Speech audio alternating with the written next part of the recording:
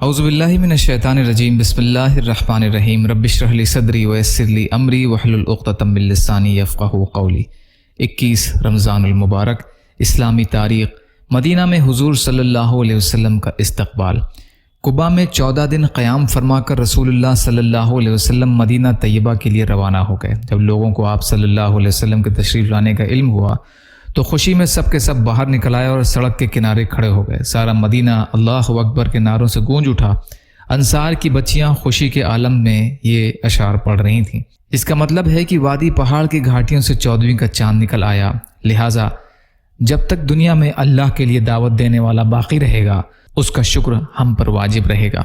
بنو نجار کی لڑکیاں دف بجا بجا کر گا رہی تھیں، اس کا ترجمہ ہے کہ ہم خاندان نجار کی لڑکیاں ہیں۔ محمد صلی اللہ علیہ وسلم کیا ہی اچھے پڑوسی ہیں۔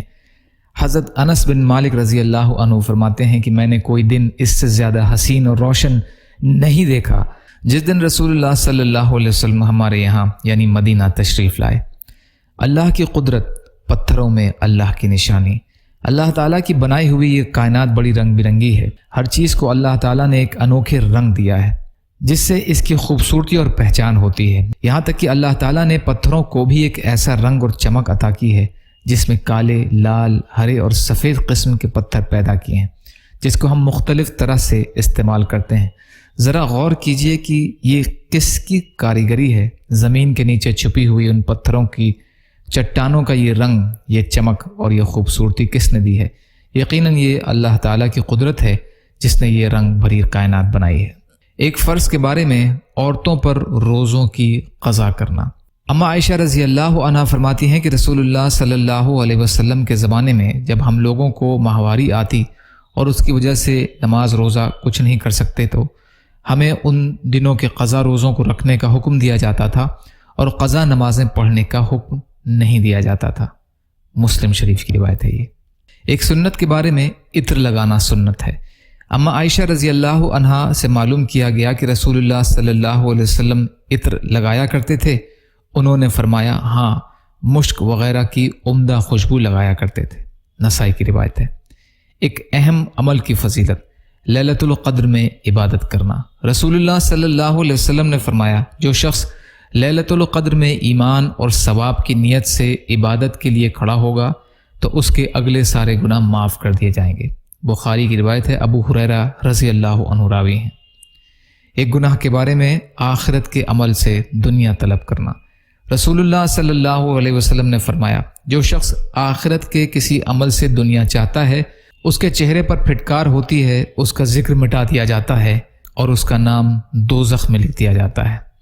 طبرانی کبیر کی روایت ہے، حضرت جارود رضی اللہ عنہ راوی ہیں۔ دنیا کے بارے میں استغنا انسان کو محبوب بنا دیتا ہے۔ ایک شخص نے رسول کریم صلی اللہ علیہ وسلم سے عرض کیا، اے اللہ کے رسول صلی اللہ علیہ وسلم، مجھے کوئی ایسا عمل بتا دیجئے جس کو میں کروں تاکہ اللہ اور لوگ مجھ سے محبت کرنے لگیں۔ تو رسول اللہ صلی اللہ علیہ وسلم نے فرمایا دنیا سے منہ موڑ لو تو اللہ تم سے محبت کرنے لگے گا، اور جو لوگوں کے پاس ہے یعنی مال و دولت اس سے بے رخی اختیار کر لو تو لوگ تم سے محبت کرنے لگیں گے۔ ابن ماجہ کی روایت ہے، سہل بن سعد رضی اللہ عنہ راوی ہیں۔ طب نبوی سے علاج، سرکہ کے فوائد۔ رسول اللہ صلی اللہ علیہ وسلم نے فرمایا سرکہ کیا ہی بہترین سالن ہے۔ مسلم کی روایت ہے، ام المومنین عائشہ رضی اللہ عنہا راوی ہیں۔ فائدہ، سرکہ کے بارے میں محدثین حضرات کہتے ہیں کہ یہ تلی کے بڑھنے کو روکتا ہے، جسم میں ورم نہیں ہونے دیتا، کھانے کو ہضم کرتا ہے، خون کو صاف کرتا ہے، پھوڑے پھنسیوں کو دور کرتا ہے۔ علاج النبوی، قرآن کی نصیحت۔ قرآن میں اللہ تعالیٰ فرماتا ہے تم فقر اور فاقہ کی وجہ سے اپنی اولاد کو قتل نہ کرو، ہم ان کو بھی روزی دیتے ہیں اور تم کو بھی۔ سورہ بنی اسرائیل کی آیت کا ترجمہ۔ یا اللہ ہم سب کو کہنے سننے سے زیادہ عمل کی توفیق عطا فرما۔ یا اللہ جو مظلوم ہیں، پریشان حال ہیں، بیمار ہیں، قرض میں ہیں، بے روزگار ہیں، محتاج ہیں، ان کی مدد فرما۔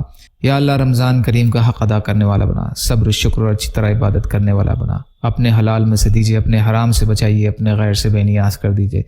یا اللہ آپ کے لیے ہر چیز آسان ہے، ہمارے لیے آسانیاں پیدا فرمائیے۔ یا اللہ عزت اور عافیت کی زندگی عطا فرمائیے برحمتک یا ارحم الراحمین۔ لا الہ الا اللہ محمد رسول اللہ۔ السلام علیکم ورحمۃ اللہ وبرکاتہ۔